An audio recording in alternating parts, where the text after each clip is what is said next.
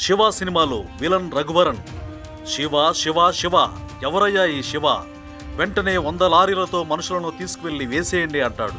అలాగే ప్రపంచంలో ఇప్పుడు ఎక్కడ విన్నా విశాఖపట్నం విశాఖపట్నం విశాఖపట్నం అంటూ ఆ పేరే వినబడుతోంది.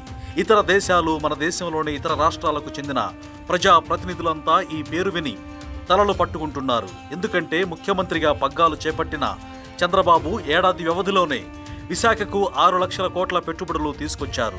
అంతేకాదు, ఈ నగరం ప్రపంచంలోనే తొలి ఆర్టిఫిషియల్ ఇంటెలిజెన్స్ నగరంగా రూపుదిద్దుకోబోతోంది. Google, TCS, Cognizant, Accenture, Sify, Meta వంటి దిగ్గజ సంస్థలు విశాఖ నుంచి కార్యకలాపాలు ప్రారంభించేందుకు ప్రభుత్వంతో ఇప్పటికే ఒప్పందాలు కుదుర్చుకున్నాయి.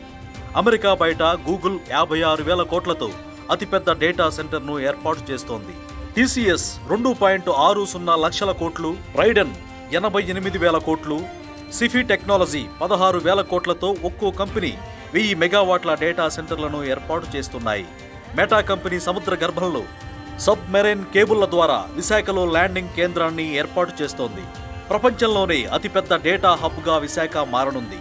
డేటా సెంటర్లు అందుబాటులోకి వస్తే high speed computing, animation, gaming, VFX, AI, cloud రంగాలు అభివృద్ధి చెందడంతో పాటు ఆయా రంగాల్లో భారీ పెట్టుబడులు వస్తాయి.